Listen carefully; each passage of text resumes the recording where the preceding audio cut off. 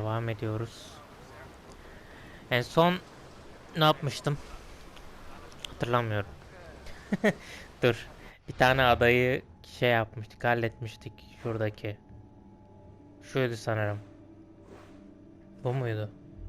Yok. Neyse buralarda bir tane adayı bitirmiştim de.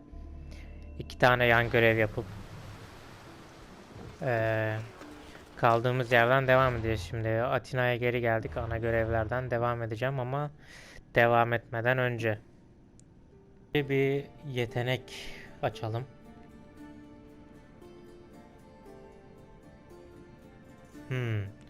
Bu hasar vermemizi sağlıyor. Kılıcımıza ateş veriyoruz bu şekilde.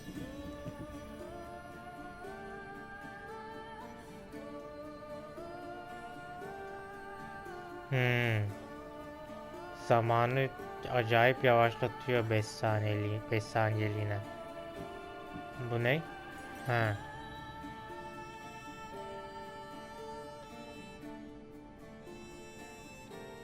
Çıkardığımız sesler azalıyormuş. Yalnız şu fenaymış ha. Alabiliyor muyum? Alabiliyorum.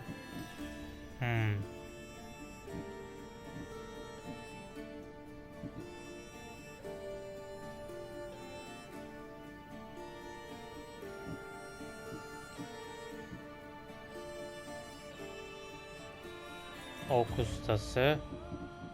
Ya şu benim ilgimi çekti bayağı ya.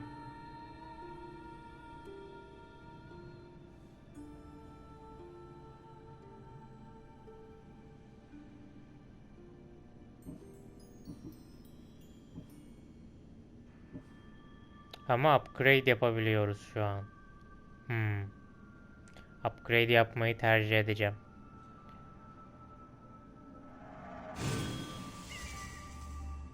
Upgrade yapmayı tercih edeceğim yani. Şu artık daha fazla hasar verecek. Bunları elbet yaparız bir gün. Ama şimdilik upgrade'ledim. Yani geliştirmemiz iyi oldu bunu. Şunları falan da geliştirebiliyor muyum acaba artık? Geliştirebiliyorsam onları da yaparım. Şimdi görevden şey seçelim.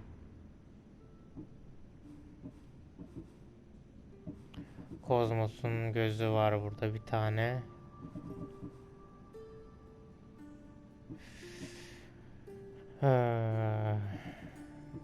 Dur. Şuradan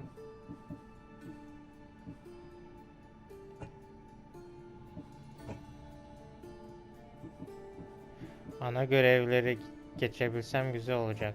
Şu sanırım ana görevler ya.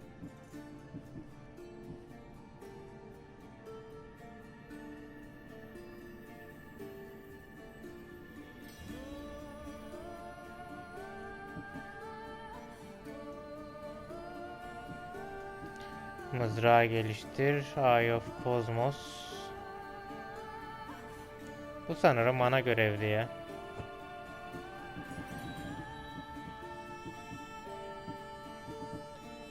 Aynen bu ana görev olması lazım.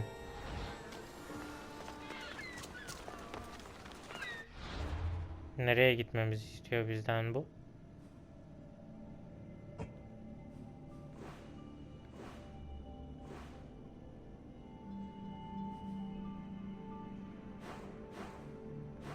Megaris'e mi gitmemi istiyor? Hayır canım, Megaris'te değiliz ki biz. Bakın şurada bir şey var. Kozmos üyesi. Yapabiliriz bunu da. Şuraya gitmemizi istiyormuş. Buna yapalım. Kozmos'u bir sonraki bölüm ya da bu bölümün devamında halledebilirim, bilmiyorum. Karar vermedim henüz. 19 seviye olmuşuz bu arada. Seviyeleri de yavaş yavaş atlıyoruz yani.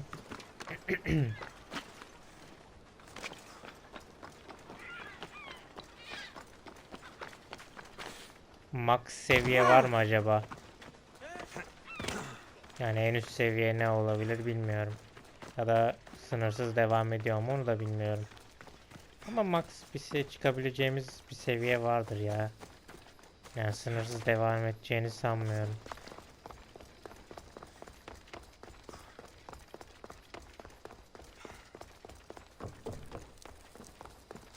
Az kalsın o suikast yapıyordum ha. Gereksiz yere şey toplamayalım başımıza şimdi. Atina askeri.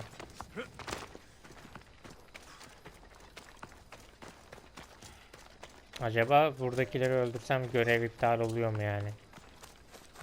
Atinalılarla aramızdaki bağ kopabiliyor mu bilmiyorum. Elpenor'la aramızdaki bağı koparmayı başarmıştık ona ters düşerek. Aynısı burada da oluyordur belki ama öyle bir şey yapmayacağım.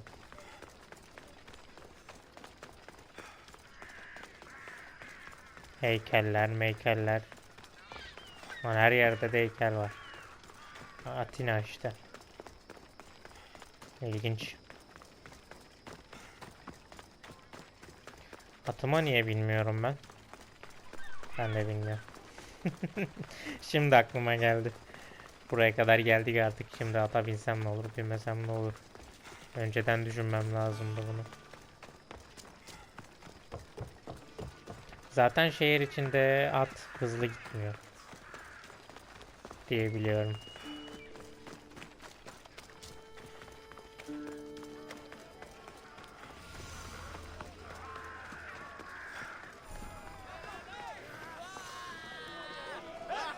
Konuşalım bakalım.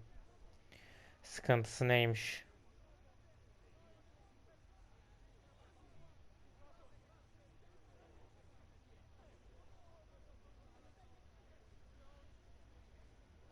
Yüklenemedi bir ha.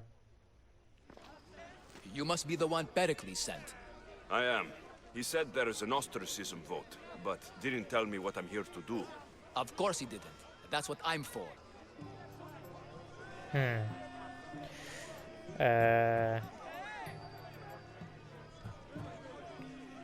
Bu şeye ne olmuş peki? Pardon. Sürgün edilenlere ne If oluyor? someone is exiled, can they return? If they do, they'll be punished. Eğer geri dönerlerse cezalandırılıyormuş. What does someone have to do to be ostracized? Anyone seen as a threat to the city or the people is enough. And then it is up to the vote. Some have been ostracized for simply being more disliked than the person they're up against. Peki. What's my role in this? The votes have already been cast. We don't have long before they're counted. Take the ostraka in this bag and exchange them with the ones currently under guard. You want me to rig the ostracism? Pericles does. And he has his reasons, I'm sure. Bring me the bag you took from the room and I'll take care of the rest. No one will see me go in or out. Stay here. Sanırım bir yargılama gibi bir şey yapıyorlar burada. Bizden o yargılama için insanların verdiği oyları çalmamızı ve yerine başka yani değiştirmemizi istiyor oyları. Goods from all over the Greek world. You wouldn't think the city was besieged by an army of Spartans.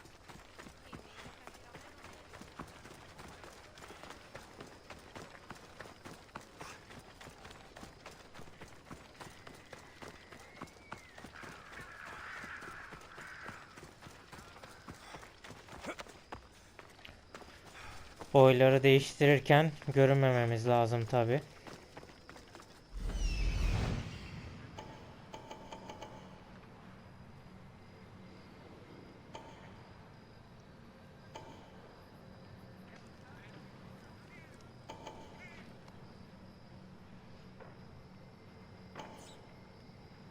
Ya da görünürsek de artık oradakileri haklarım.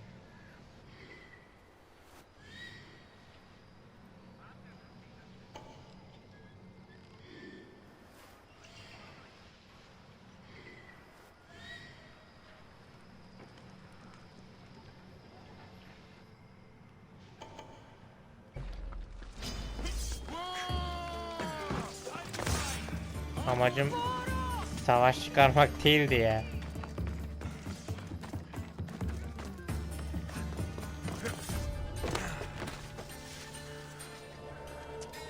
Böyle olsun istememiştim.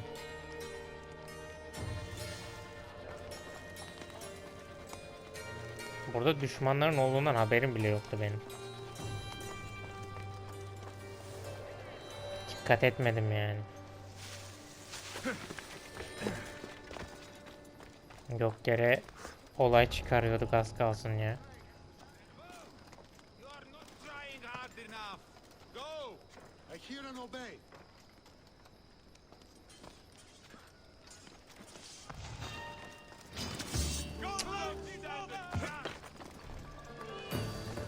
Buradan uzaklaşacağım ben de. Ne halleri varsa görsünler. Daha sonra gelirim buraya. Asıl görevimizi yapalım ilk önce. Ya da şöyle arkalarından gidip haklayayım mı onları?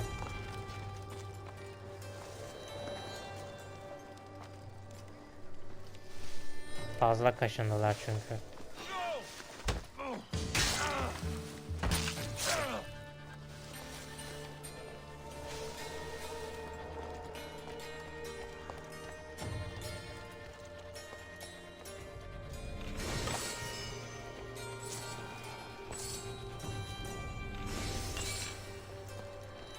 Kaptanı da öldürmemiz lazım burayı tamamlamak için.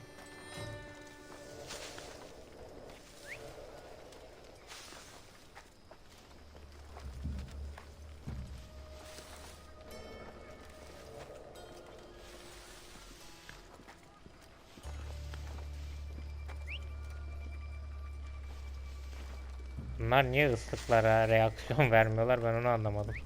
I'm going to put a stop to that noise.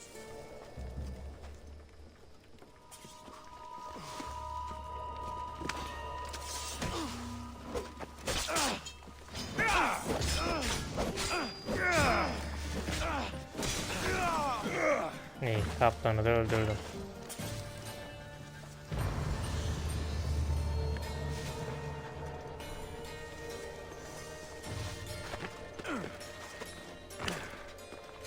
Ama burada görünmemem lazım.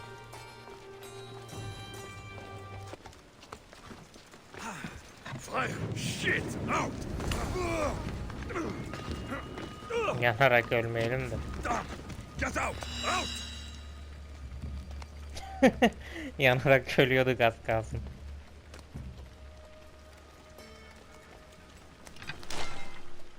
Şimdi buradan karşı tarafa geçeceğim ama şuradaki asker bu da bize bakıyor, yani bu tarafa bakıyor.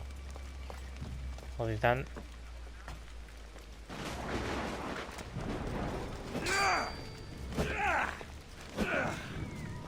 şunu kırmam falan mı lazım acaba ya? Yok.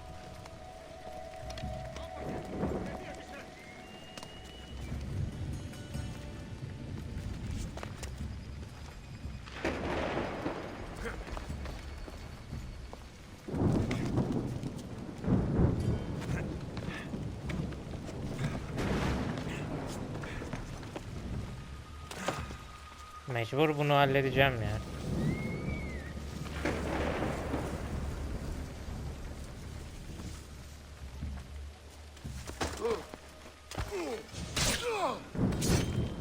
Çünkü görüş alanına giriyoruz bunların.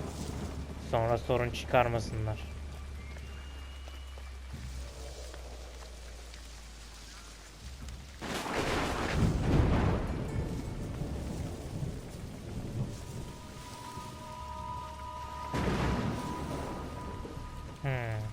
Şimdi.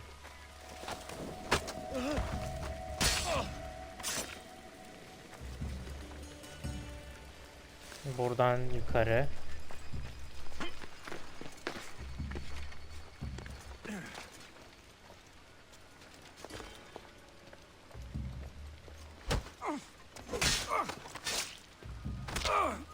Bizi görmedi, güzel.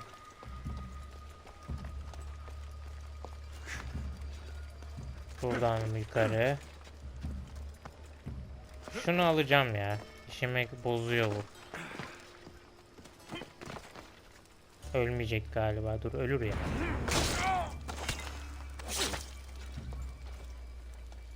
Güzel. Buraya ulaşmayı başardım. Bir şekilde artık.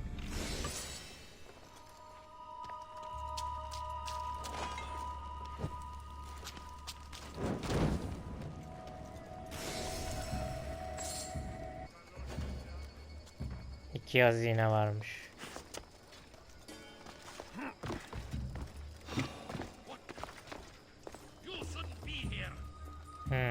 Gördü birisi ama. Dur onu alacağım ya.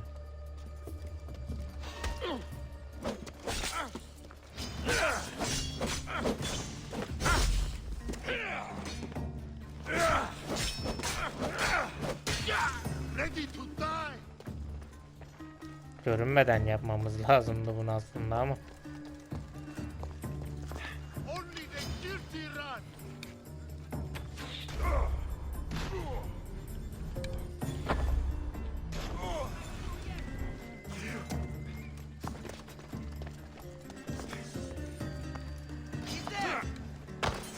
Arkamızda o zaman şeyi bırakmayacağız. Tanık.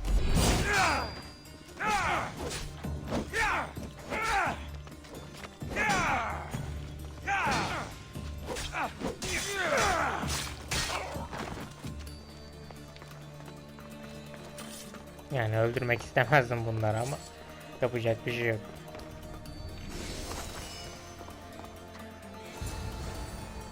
That should do it. I should let Perikles'in contact know. Geri dönelim. Yani.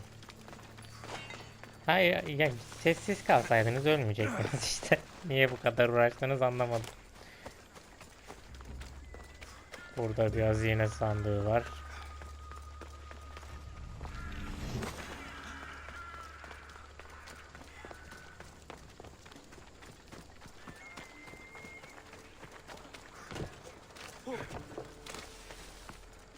Görevi olabildiğince sessiz halletmeye çalıştım ama maalesef fark edildim. Arkamdaki o adamı görmedim ya. Görsem iyiydi.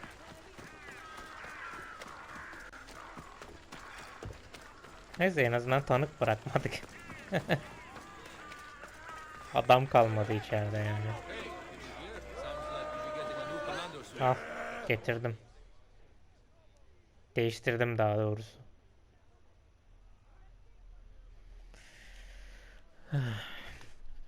Buranın kayıt süresi niye bu kadar uzun ya? Onu çözemedim henüz.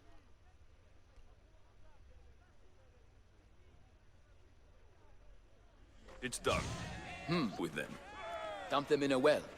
Ah, it looks like the official has arrived.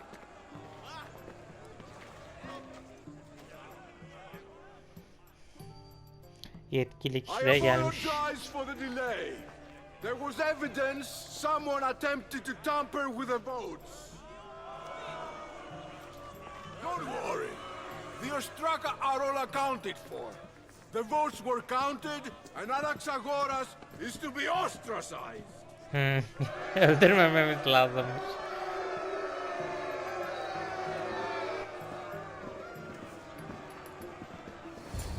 Be slow to fall into friendship, but once you do, continue firm and constant.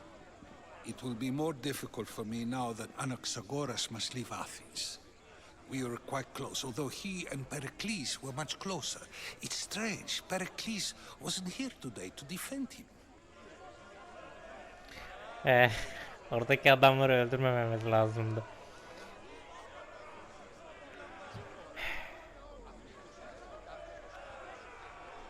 Yani görevi tekrar yapmak düşünebiliriz aslında, yani kayıt noktasına gelip dönüp de olan oldu artık, o benim kendi beceriksizliğimdi. Bir şekilde tamamlayabiliriz belki ama hala şansımız vardır. Anaxagoras ile bağlantın ne? You said you were close. He was like a mentor to me. Many of my best thoughts came to fruition through our conversations. Peki. Kendi fikirleri bu adamla ki sohbetlerinden oluşmuş diyor. Kendisini mentor olarak görüyormuş. Would Pericles normally defend someone? A good friend? Of course. Yet, Anaxagoras seems pleased with the result. This day has brought more questions than answers. Anlıyorum. Ama neden mutlu olduğunu çözemedim. Sen kimsin? Ask anyone and they'll tell you Socrates. But a name gives you nothing. Our Sokrates'miş lan. actions determine who we are, and every action has its pleasures and its price. With that said, then, who do you claim to be? Ben de Alexios'um.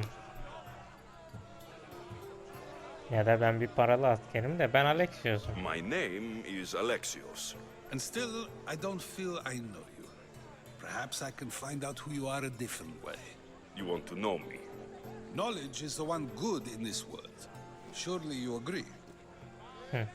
Bilgi bu dünyada önemli diyor. Belki seni daha sonra tanıyabiliriz şeklinde bir şey söyledi. Yani adımızı vermemize rağmen seni tanımıyorum diyor. Drakmi daha önemli. Bilgi daha önemli. Yani drakmi önemli tabi de bilgi daha önemli. Of course. Knowledge drives everything I do. Then we are the same in that way. Knowledge of when to attack, what weapon to use, or when to use reason instead of violence. Evet. We seem to put our love of knowledge into practice quite differently. I Yani. use it how I need to. You are clearly someone who would do whatever you feel is necessary. Perhaps for drachmi, or maybe to further a personal goal. That describes a lot of people. I suppose I'm curious why you did it. How could I not be when you're the reason my friend is being forced to leave the only home he's ever known?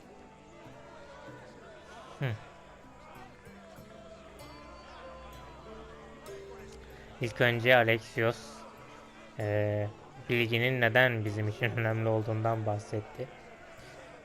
Düşmanı hangi silahı kullanacağımızı, nasıl kullanacağımızı falan o şekilde bilgiden yararlanıyorum dedi. Sokrates de sanırım bilgiyi farklı şekillerde kullanıyoruz dedi. Arkadaşı sahip olduğu tek evden mahrum kalmış. Bizim yüzümüzden tabii onu kurtaramadık maalesef.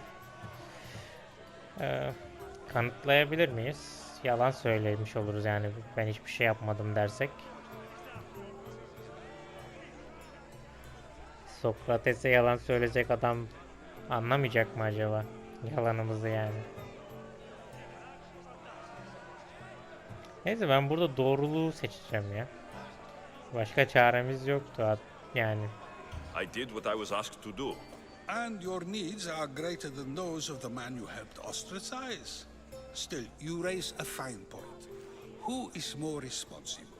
Anaxagoras for getting himself mixed up in this, or you for simply sealing his fate? Yani.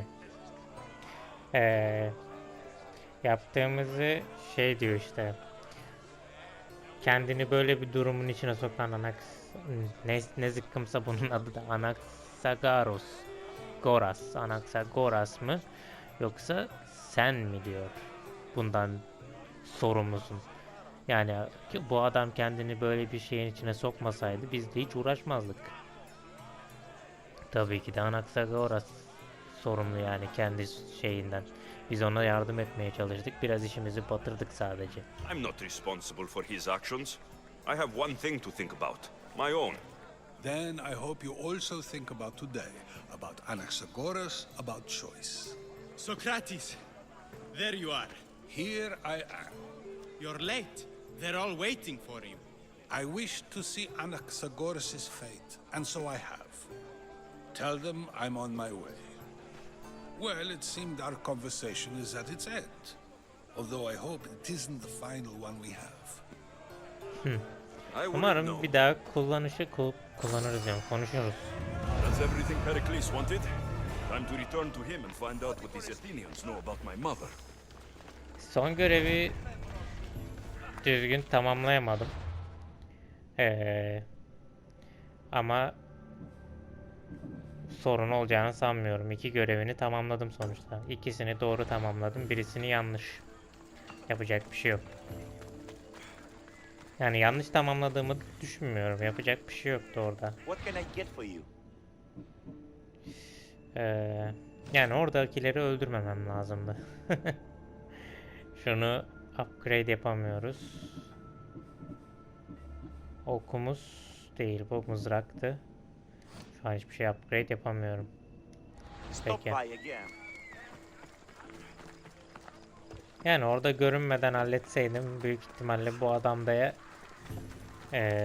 artık sürgün edilmek durumunda kalmazdı.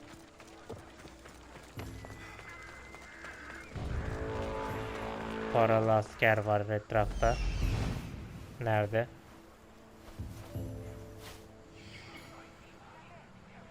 Sesini duyduk ama nerede olduğunu göremedim. Ha, şuradaymış. Kim bu? Göremiyoruz ki.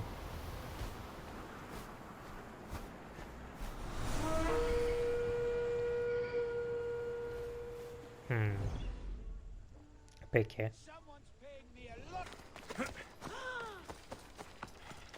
Yani gereksiz yere şimdi kellemizi kaybetmeyelim.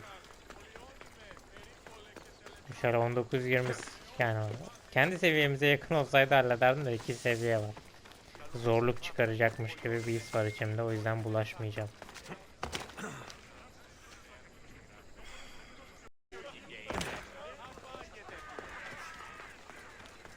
Bakalım Perikles bizim hakkında ne düşünecek, yaptığımız görevleri umarım hoşuna gitmiştir yani.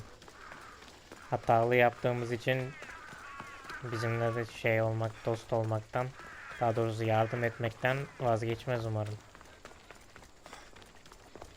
Anlaşma yaptık çünkü.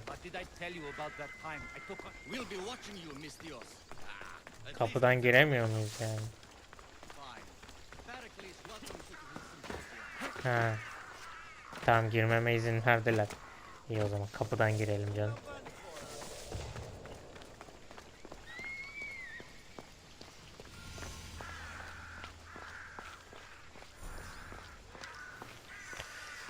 Ben geldim.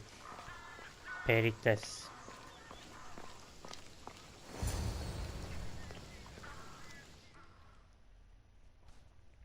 Son şeyde ufak bir sorun çıktı ama pürüz.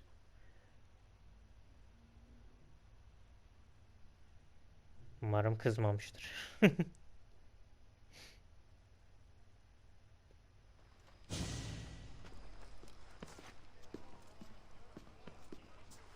Alexios, it's you!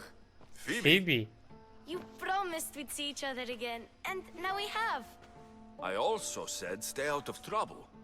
Which I have. Okay, almost out of trouble. Senin burada ne işin var ya? How did you even get here, Phoebe? Well, I did make some drachmi working for Marcos. So you paid someone to bring you to Athens? Not exactly. Phoebe... I needed a drachmi for when I arrived. I couldn't use it all to leave, and I didn't want to wait any longer. So I sneaked on a ship. Don't worry, nobody saw. I just can't believe you made it. I don't remember much of Athens from when I was a baby. But every once in a while, something feels familiar. It's nice. Phoebe Marcos'la çalışarak biraz drakmi edinmiş ama Atina'ya bir gemiye sızarak gelmiş. Buraya kadar gelmesi büyük başarı bence. Seni burada görmeyi beklemiyordum yani. I can't believe you're here. Me either. I can't believe we both made it to Athens. It's so much different from Kefalonia. But what are you doing here? I'm here to get you ready. I have to make sure you leave... So, you somehow work here? For Perikles?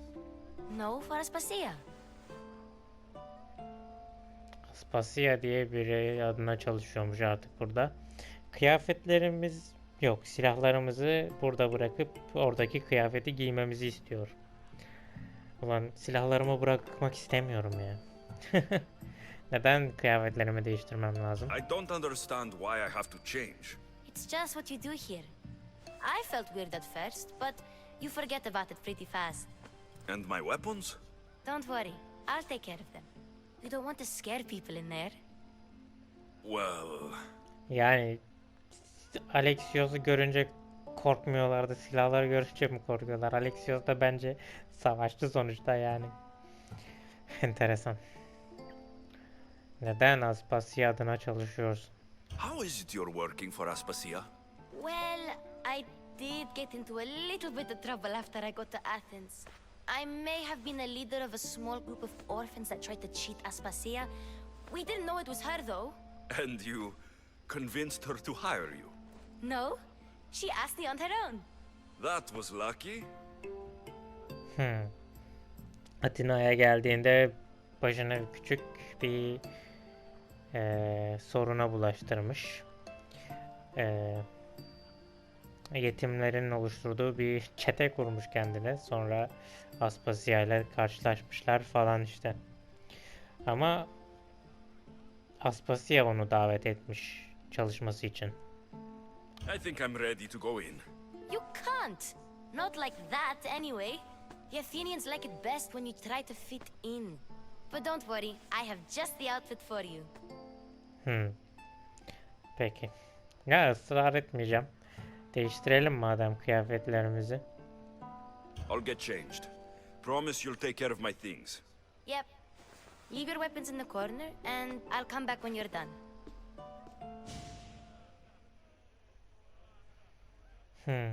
Silahlarımı bırakmak istemesem de her ne I kadar. feel uncomfortable in this.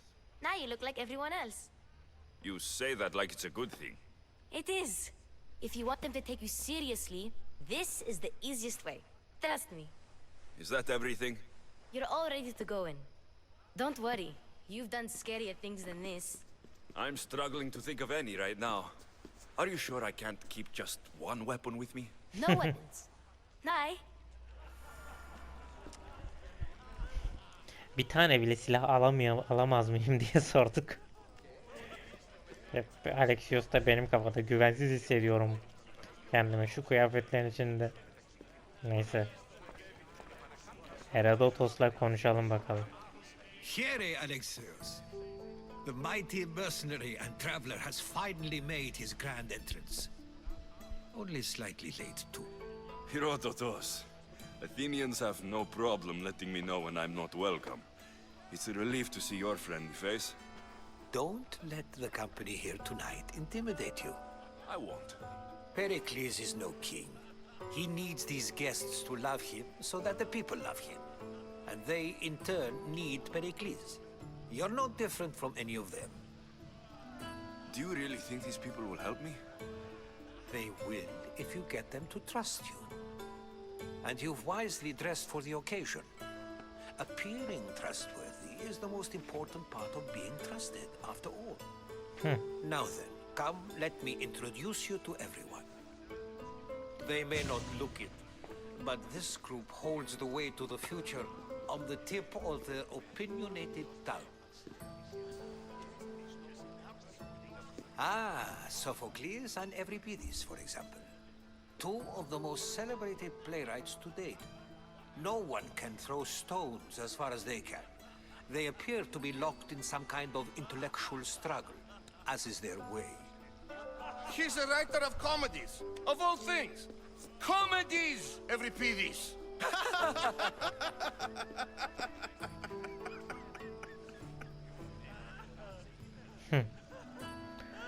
Burası Perikles için önemli insanların toplandığı bir yermiş.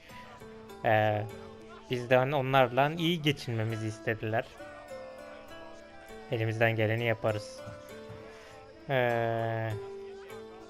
Yani deminki muhabbet çok da şey görünmedi yani. Zekice. It looks more like a lover's quarrel to me. Hermippos has also written his fair share of comedies. You should drink more. Lately, his attitudes have garnered him more notice than his works. However, the fellow beside him, Protagoras, is a sophist worthy of as much praise as the great Socrates himself. Sokrates'le tanışmıştık. Sokrates'in burada olmasına şaşırmadım. Buradaki isimleri çevirmek, daha söylemek zor olduğu için uğraşamayacağım onlarla. Yunan dünyasındaki, Greek dünyasındaki önemli insanlar burada toplanmış hep. Filozoflar falan. Deminki komedi yazarıymış herhalde. Neyse. Sokrates'in burada olmasına şaşırmadım doğrusu. Burada olmasını bekliyordum yani.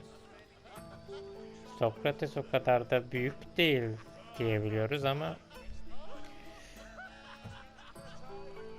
yani burada olmasına şaşırmadım açıkçası. I'm not sure great is the term I would use.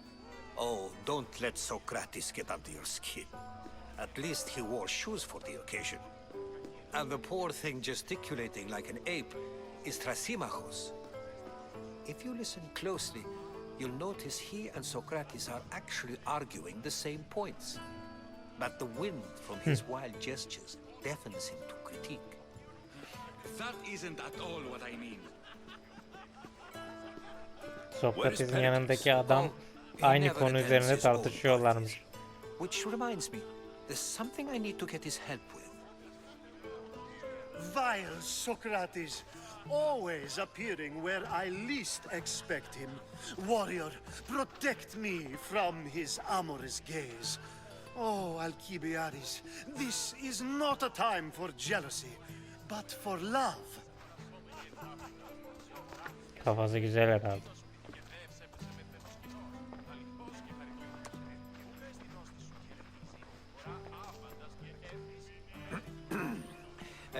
Let's not use Alcibiades as an example.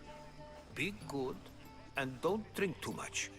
So, tell me, what does a Misthios like you think of a party like this? Benim gibi bir Misthios bu parti hakkında ne mi düşünüyor? Zaman kaybı diyor. Adam. Yani burada çok fazla takılmamak lazım. Kafamızı bozarlar burada anlaşılan.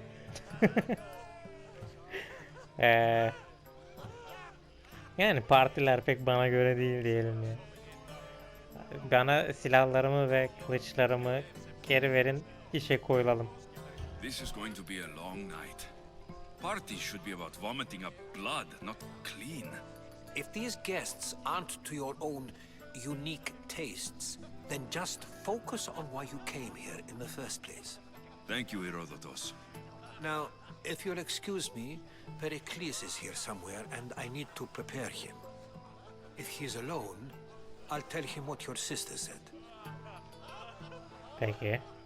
Yani buradaki parti hakkında belki bazılarından güzel bilgiler edinebiliriz. Bizi öğretici şeyler sunacak olan insanlardan ama çoğu kafayı bulmuş buradakilerin, o yüzden çok fazla takılmak istemiyorum burada.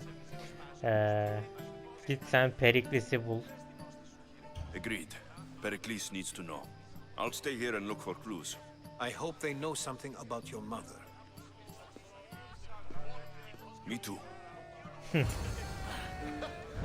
Umarım annemiz hakkında bir şey biliyorlardır.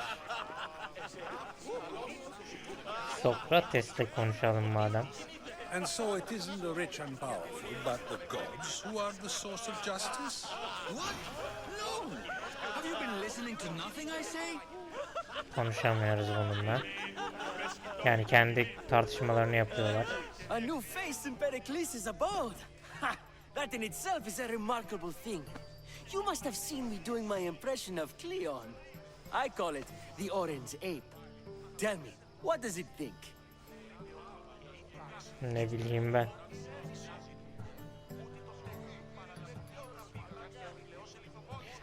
Bir ada sahibim yani. I am called many things. It isn't one of them. What do you call yourself then? Creature of many names? Alexios. I wouldn't peg you as an Alexios. But never mind. I'm Aristophanes. And this man is Euripides. Oh, go on. Introduce yourself. I'm Euripides. For a playwright, you're not much for words. Good men lead quiet lives, as old Euripides likes to say. Don't you, Euripides?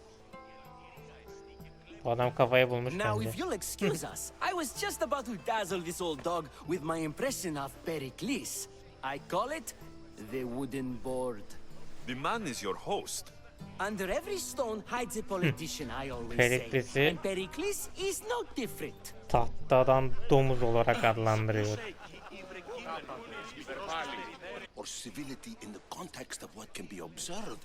So I can observe soldiers fighting, but does that bring me any closer to understanding war? I haven't seen you around before, citizen. Perhaps you'd like to spare me conversing with this man of nonsense. Buralarda çok şey konuşuyorlar. Felsefi diyeyim.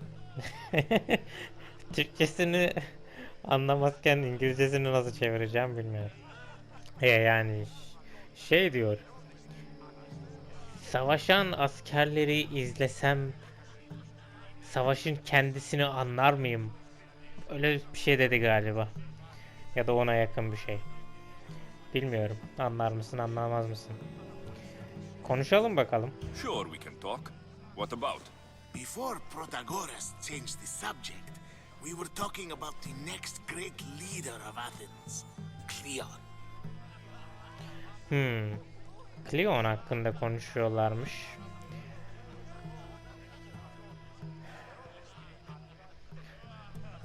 Cleon iyidir.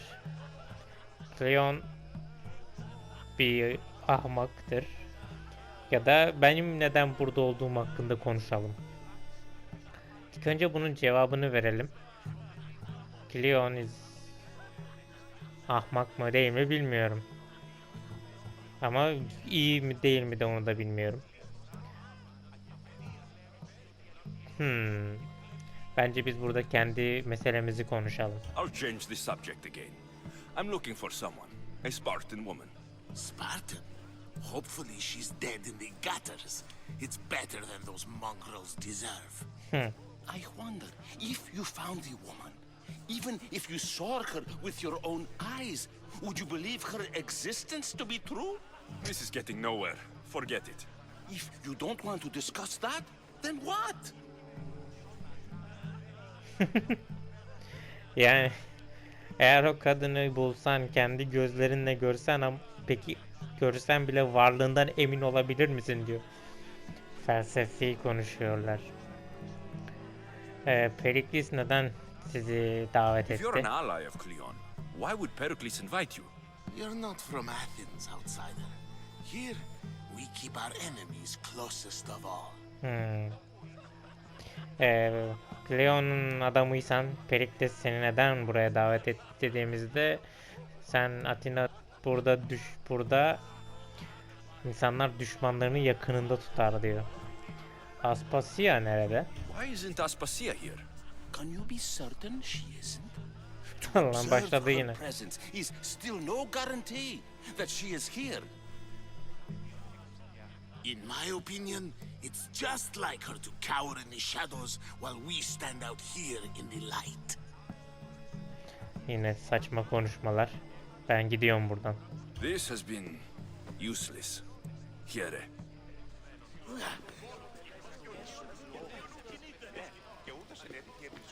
Bunlarla konuşamıyoruz. Bunlarla konuşamıyoruz. Yes, you come and talk to this infuriating air bladder. Bu kimmiş? I suppose you've come in here to mock me for my fight with Euripides. Ya çok umurumda değil Euripides'le olan tartışman.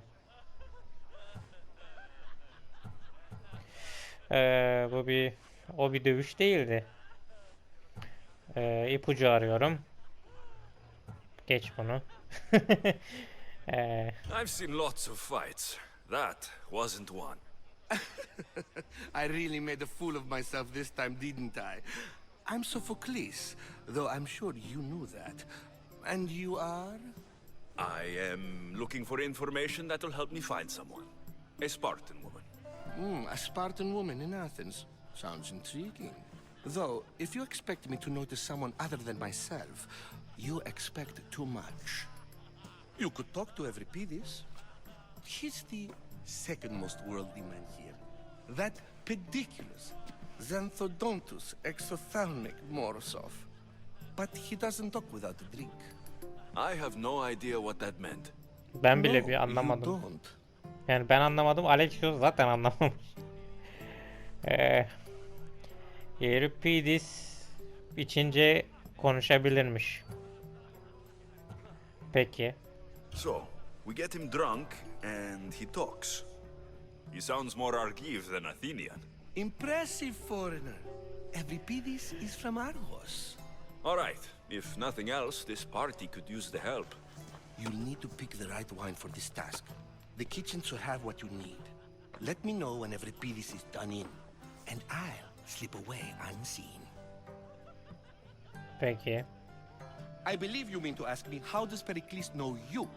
I'm the greatest dramatist in the land, mentor to Euripides, lover of Asclepios, father of theater, and so on, and so on. I'm sure it's a real honor to have you hiding in his kitchen.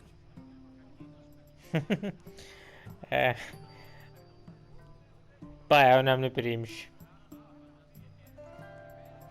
Dramanın yaratıcısı falan. Bir şeyin mentoruymuş. Saydı da saydı. You're awfully worked up over Euripides. You sure you're just friends? I'm never just anything, foreigner. Though I confess, Euripides and I hold a bond deeper than brotherhood. Why he slams it with a banal young plaything, Aristophanes, I will never know. Anlıyorum. I'll get the wine. Wonderful. Now, if you want some friendly advice, Aristophanes cannot stand sweet wine. I've seen what it can do to him. Absolutely, horrifyingly delightful. It wouldn't be a party without someone losing their stomach. I'll let you know if your plan worked. Peki. Bu Euripides tatlı şarapları seviyormuş herhalde. Soralım ona. Save for that arrogant playwright. I don't see many distinguished guests in here. Can I help you with something?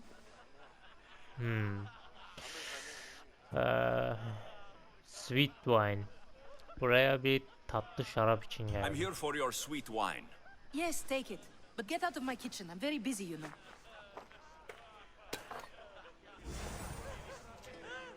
Peki. Şeyi de aldık. Verelim bakalım şarabı.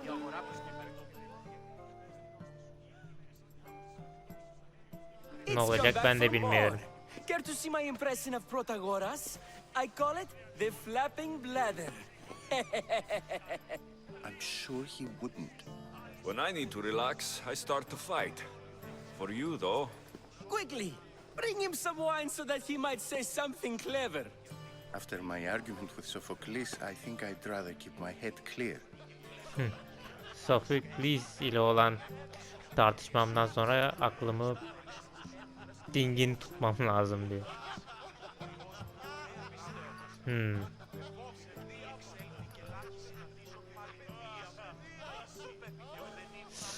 Burada sana hizmet etmek için biraz daha sanırım içmeyle ilgili bir şey diyor. Yarışa falan girmelisin diyor herhalde, içki yarışmasına, o tarz bir şey. Neden? Dur ya, şunu söyleyelim. you and Aristophanes could both use a drink. Let's play a game. A competition? Ah, wonderful idea. Euripides seems quiet, but he never turns down a challenge. Well, if you brought us some wine, I wouldn't be opposed to showing this young one how we Argives drink. Sana içkini getirdim. Bunlarla uğraşmayacağım. Al iç Let's bakalım. conjure Dionysos, shall we?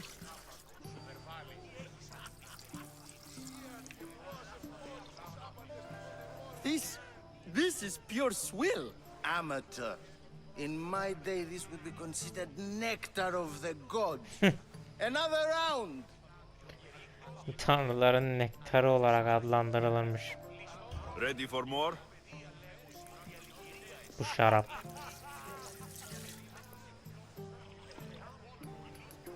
Ah, I can hardly stomach this pig's piss. I could outdrink both of you with one hand.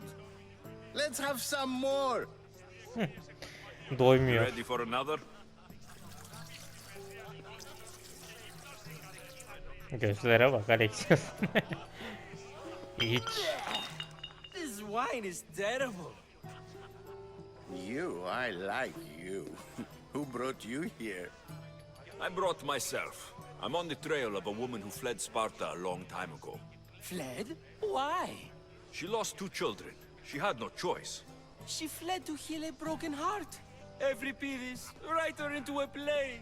I've heard Spartan mothers go to a sanctuary in Argolis to beg Asclepios for his divine pity. I should know, it's my home. After what she went through, I'm not sure she would trust priests. Then she sought my friend, Hippocrates. He's a physician, best of the best. He still keeps his office in Argos. If she went to him for help, there's no doubt he'd have given it. I love getting drunk and singing. Come back if you want to sing with me. I'll think about it. Bize bazı bilgiler verdi. Peace in Argos. Here I come. Hippokrates.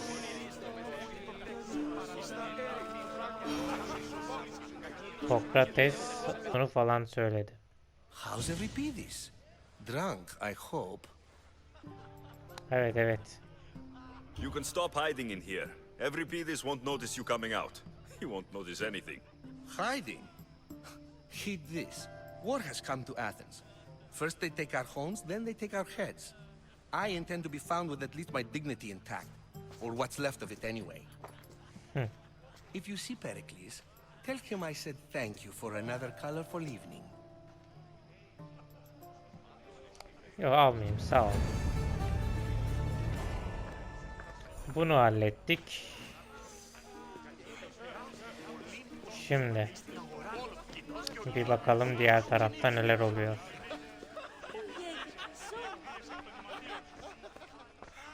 Burada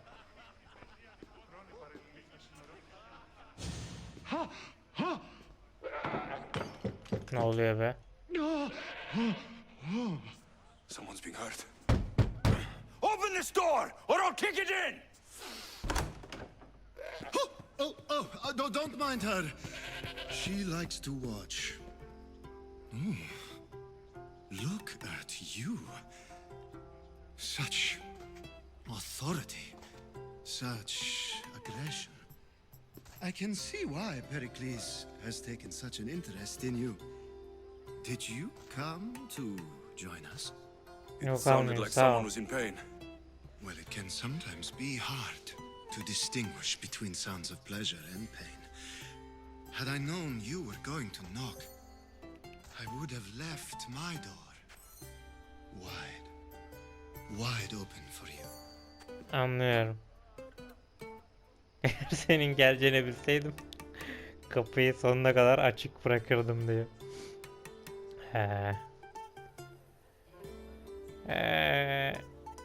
Fena parti yaptığınızı işittim doğrusu. Enteresan. Birisine bakıyorum. Yani baktığımız kişiyi bulduk aslında yani. Herodotos muydu neydi? Unuttum ismini hemen. Argos'taki bir yere gideceğiz de. Neyse. I only came to this symposium to find someone. Sounds like we can help each other then, doesn't it? You fetch us a bit of oil, I help you find who you're looking for. Maybe they're in here. She's not in there.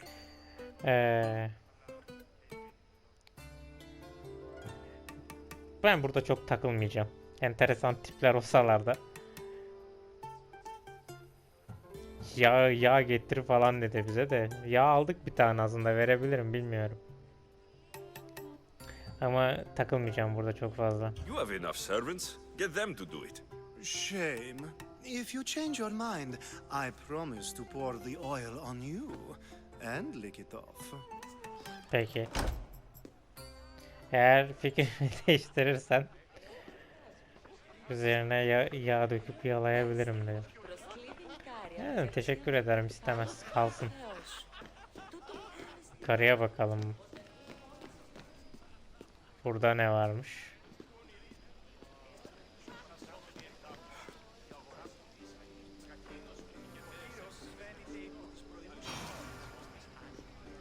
Ama anlaşılan o herifle konuşmak zorundayız ya. Anladım. İlla yağ sürdürecek bize. Peki. Yapacak. Yani başka çaremiz yok. Bilgi almamız lazım adamdan.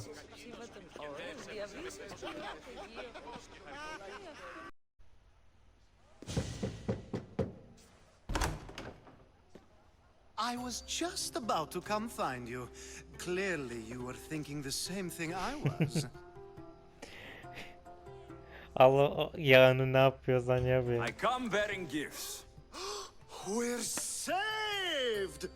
Today, these women grieved for their sons, and these men worked the wall. But tonight, we forget all of that. Let's have some fun! What do you say? Care to join us? Yok, sağ ol. Now it's time for you to help me, Ali. I'm looking for someone. All business right until the end. I like that. Focus. I'm looking for a woman who fled Sparta a long, long time ago. Fled Sparta? No one flees Sparta. But let's pretend she did. If she were stupid, she'd be dead. If she were smart, she'd do what Aspasia did. She'd earn her independence. The smartest and most resourceful women I've ever met have been in Corinthia. Korintia'daymış. Şey diyor, eğer bir kadın birisi Sparta'dan kaçmayı başardıysa ya ölüdür ya da çok zekidir falan devam etti işte ve Korintia adında bir yer söyledi. Pieterra? I've heard they play some sort of role in Corinth, but I assumed it was the same as any other city. Oh no, these women are unlike any other you'll meet. A force, and the only ones there with any smarts. Ali, come back inside. Ooh, the celebration continues. When you reach Corinth, find Anthusa. No one goes in or out of the city without her knowing. Until we meet again. Anthusa'yı bul diyor. Korintia'ya yolumuz Anthusa düşerse. in Corinth. It's not much, but it's a start. Yani. Peki.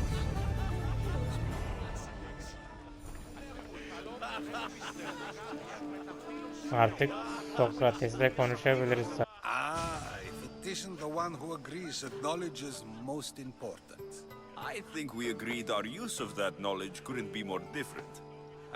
You remember. Perhaps our conversation can continue. You really intend to use this young destruction to avoid the point being argued?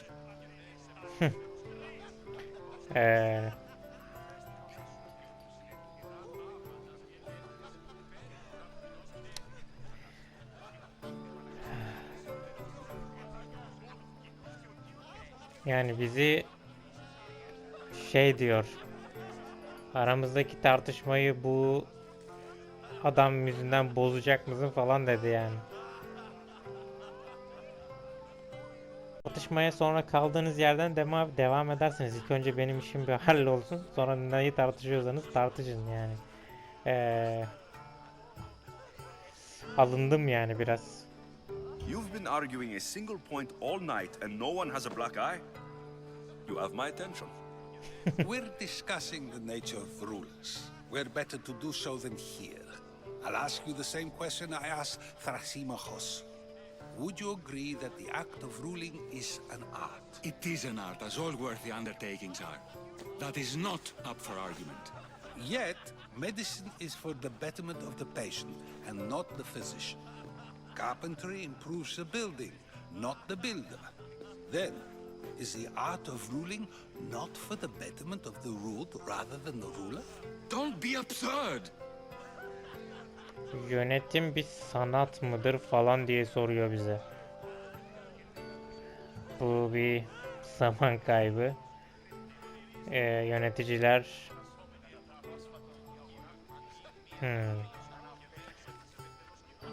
Yöneticiler şey diyelim. Yani doğru değil. Unjust ne demekti ya unjust? Yani dilimin ucunda da söyleyemiyorum. Dur bakayım. Bakalım. Adaletsiz, haksız. I've seen enough of the world to know that there are no just rulers. Even Perikles'in is self-serving. Is a Spartan general who brings order to his troops, thereby saving his own life, self-serving? I'm not sure that's the case. Ruling a city and fighting in battle are different things.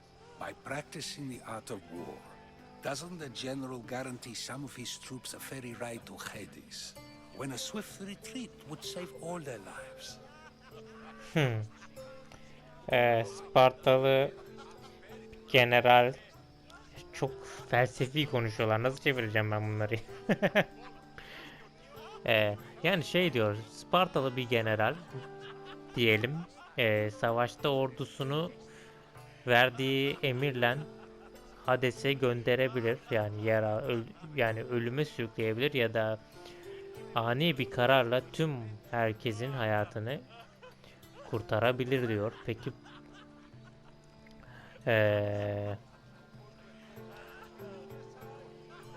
tam çözemedim ben de ne söylediklerini, açık söyleyeyim. Felsefi konuşuyorlar biraz, o yüzden tam ne söylediklerini anlamadım açıkçası. Yani anladım da nasıl şey yapacağını bilmiyorum, çevireceğimi. O yüzden kısa bir özet geçeyim. Sokrates bize soruyor ki savaş üzerine eğitim almış işte eğitim almış bir general ordusunu hani ölüme sürükleyebiliyorken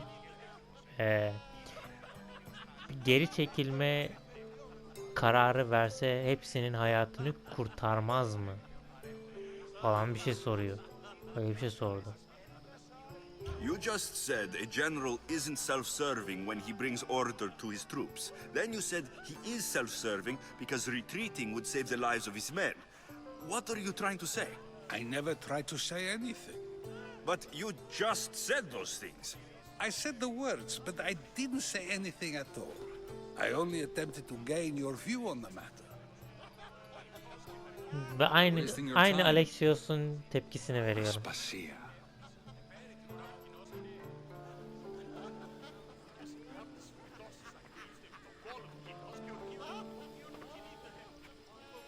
Gözlere bak. Yılanım diyor bu da.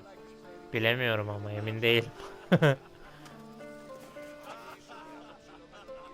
Aspasia bu mu?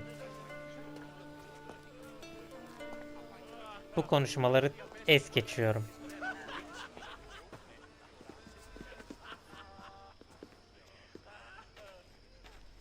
I couldn't help but notice your talent for debate. Well done. Socrates is an interesting character. Ah, Phoebe. Pericles has retired to the balcony already, has he? His ability to sneak off and sulk is second to none. I can go get him, and Alexios can help. Everyone listens when he talks. That'll be fine. Run along. Alexios will be right behind you. Now, allow me to introduce myself. My name is Aspasia. I had to go to great lengths to cover up your work in Megaris. Megaris'teki herhalde başarılarımızı duymuş kendisi. Beni mi gözetliyordun? Gerekli olan neyse onu yaptım. O ben değildim diye biliyoruz aynı zamanda. Yani her şeyi öğrenmişler hakkımızda. Burada yalan söylemenin gereği yok. Ne gerekiyorsa onu yaptım. I did what I had to, and I do it again. I make no apologies. We do what we must to survive, and there's no shame in that. It's how you got here, how I got here. The clothes, they fit you well, I trust. Fena değil kıyafetler de, silahlarımı almasaydınız iyiydi. Evet. Bak okumamıştım buraya. Alexios'la aynı kafada çalışıyoruz var ya. Silahlarımı almasaydınız iyiydi diyor o da. I'd be more comfortable in these clothes if I had a blade in my hand. you never really get used to them. It seems we have the attention of the entire room without a single eye being fixed on us. If you'd like to talk, do it now and do it discreetly. Peki. Eğer konuşacağım bir şey varsa şimdi sor diyor. I've been searching for a woman named Mirini, my mother. I think she may be in danger, and my search brought me here. What clues do you have to her whereabouts? A physician named Hippocrates may have seen her in Argos. He's a good man. If you find a woman named Agathi there, do let her know Aspasia sends her regards. What else? Alcibiades gave me the name of a woman in Corinth. I'm sure he did. My dear friend, Anthusa, is the only one I know who's enjoyed a life in Corinth through legitimate means. Mostly legitimate, anyway. That's all I have. There is another option. In a former life, when I needed something done or someone found, I contacted a friend. An admiral of a sort. What's his name? Her name is Xenia. When we last spoke, she was in chaos. A word of caution. When you go to her, be on your guard. Sea life makes a monster out of most people. Thank you, Aspasia. When you're done, return here. Together, we will find who you're looking for. Peki. Now do me a favor and get Perikles'in to come down here and treat his guests. Bize Argos'ta ve diğer yerde bir bağlantısı olduğunu söyledi. Oraya gittiğimiz zaman Aspasia'nın söylediği isimleri bulup bilgi alabilirmişiz. Aynı zamanda ekstra olarak bir amiralden bahsetti. Onu bulursak o da bize yardım edebilirmiş ama biraz dikkatli olmamız gerekiyormuş. Çünkü deniz insanları bazen canavara dönüştürebiliyormuş. Yani de o kadın biraz tehlikeli. Peki. Aspasia demek ki sandığımız gibi yılan değilmiş. Gözleri öyle bakıyor da. Dur, şey nerede? Perikles. Perikles burada.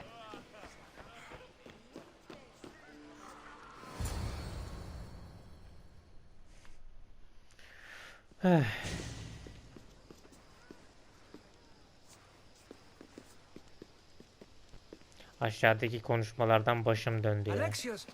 Felsefe bana göre I değil. didn't send for you. No matter how you've dressed for my party, Phoebe shouldn't have let you in. Aspasia gönderdi beni. Aspasia told me to come find you. She wants you to come down to the party. She says I don't interact with our guests enough. But these parties aren't for me. Technically, you're a guest. If you join Herodotus and me, that should be enough for her, don't you think? You really don't want to go downstairs, do you? Kafayı yemiş o Days adam are ya. spent speaking in front of crowds. You begin to crave these moments of silence. Or as silent as I let it be, at least. Aşağı inmek istemiyor. Parti ona göre değilmiş. Lan devletin başındaki adam değil misin sen ya? Hayır.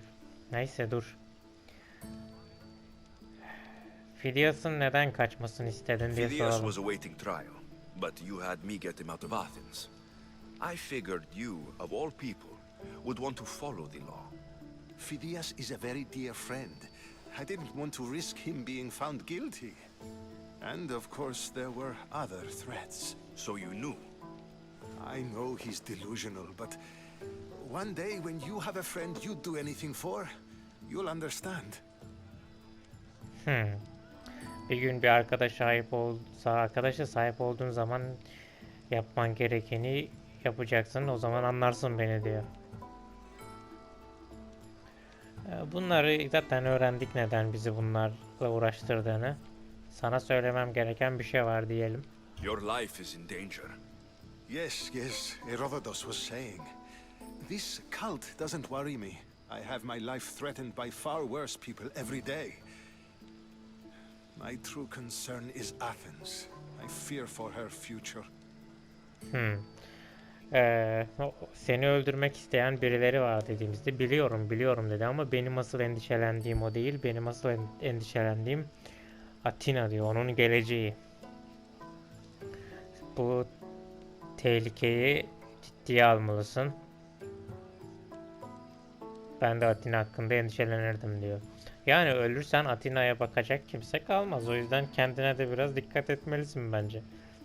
The Spartans aren't your real concern, Pericles. The cult is coming, and they're bringing their strongest weapon. Listen to him, Pericles. The Spartans are immediate. A cult's threat is ambiguous. I'm related to one of the cult members, and I believe her when she says they're coming after you. Sound counsel to consider. I'll be sure to let my men know, regardless. Aspasia sent me to see what's taking you so long. Tell Aspasia I'll be right there.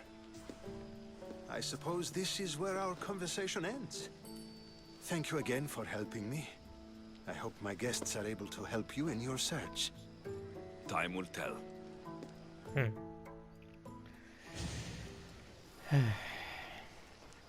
Ona Perikles'ten bahsettik. Falan filan. Önemini alsın ya, ne yapalım. Onu asıl tehlikeli olanın işte tarikat olduğunu söyledik. Kozmos tarikatının. O da askerlerime bildireceğim falan dedi. Aradığını buldun mu diye sorduğunda da zaman gösterecek dedik. Sempozyumu artık terk edebilirim sanırım. Pardon, Aspasia. Aspasia'ymış. Phoebe. You look tired. Evet. Only of conversation. I think that's the most talking I've ever done. See? You didn't need the weapon after all. Are you leaving? Yani bir iki tane olsaydı silahım daha iyi olurdu. Evet. Ki artık ayrılacağım buradan. I've had enough Athenian hospitality to last me a lifetime. You'll get used to it. It's nice. What are you going to do now? Bundan sonra ne yapacağım bilmiyorum.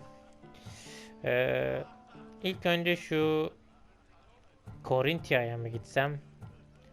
Keos'a mı gitsem? Argolis'e mi gitsem?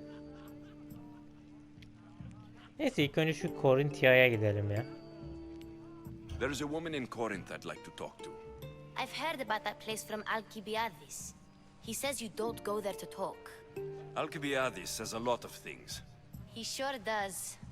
Before you go, I heard something from Aspasia about Kefalonia. What is it? She said there was some sort of plague. You don't think... My friend, the blood fever. Don't think like that. Whatever happened on Kefalonia isn't our fault. I'll go myself and find out if this plague even happened, okay? Okay, thanks. I knew I could count on you.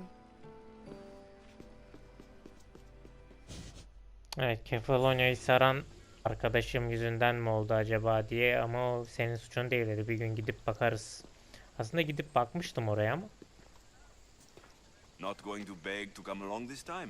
Nope, I'm happy here. And this isn't Kefalonia.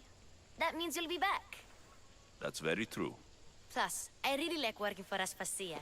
She says she has a mission for me. I'll see you soon, Phoebe.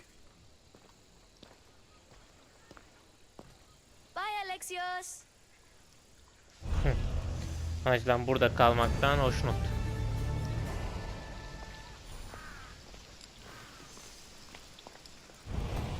Seviye atlasaydım iyiydi ya. Dur bakayım, bir seviye atlayıp öyle bitirelim ya bu bölümü. Pardon.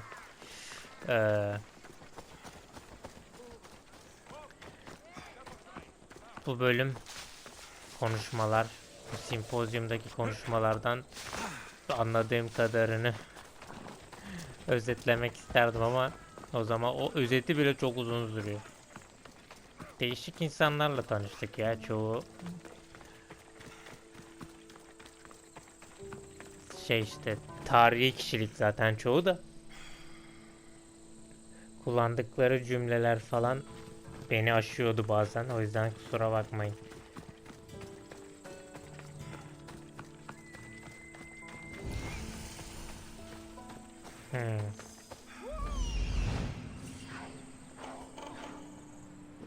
Burada bir şey var.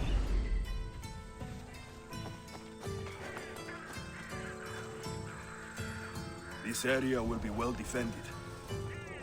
Burayı halledebilirim.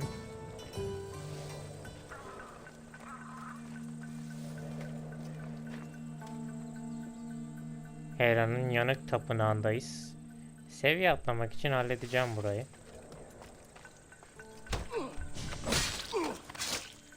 Hazır gelmişken halledelim yani.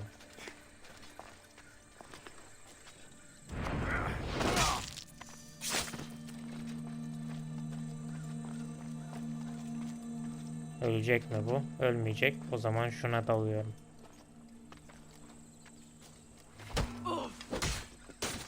Kaptan bulmuş gibi geliyor.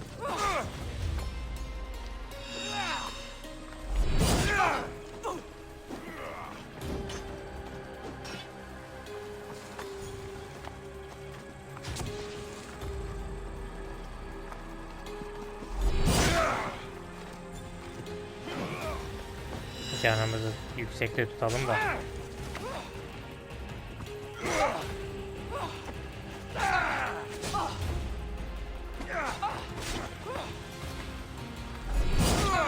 Şunlar zorlu ya.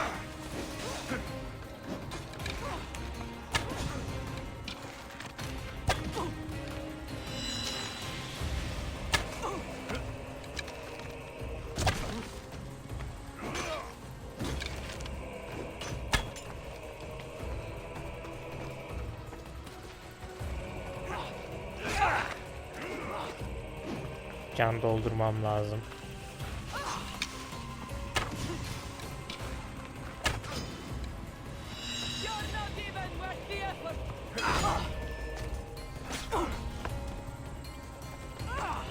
Kılıçlarımı alayım da.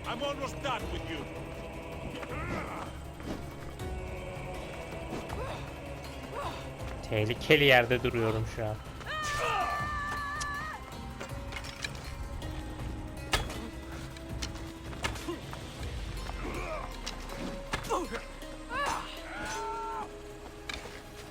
Öl artık ya.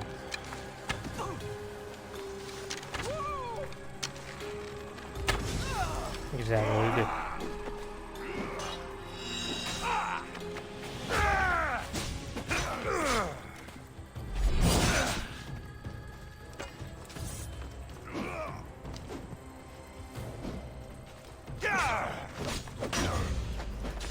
Var ya. Ölebilirdim orada. Neyse ki ölmedim. Son anda kaçınmayı başardım. Burası tarikat üyelerinin bir yeri herhalde ya. Burada ne bulmamı istiyor benden? Ha, hazineyi de alalım da bitsin.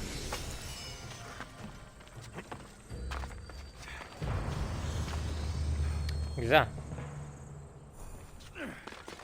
Seviye atlamama yetmedi ama ya.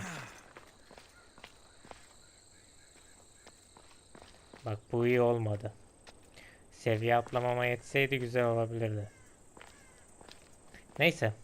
Bir sonraki bölüm atlarız seviyemizi artık. Yapacak bir şey yok. İzlediğiniz için teşekkür ediyorum. Biraz karman çorman bir bölüm oldu maalesef. Yani konuşmalar açısından. Ama enteresan tiplerle tanıştık doğrusu. Sokrates'le falan tanışmamız önemliydi. Sonra annemiz hakkında işimize yarayacak bilgiler bulduk. Bir sonraki bölüm bu bilgileri kovalamayacağız. Atina'dan yan görev yapacağım. Birkaç tane diye düşünüyorum. O yüzden bir sonraki bölümde görüşmek üzere. Hoşça kalın. Kendinize iyi bakın.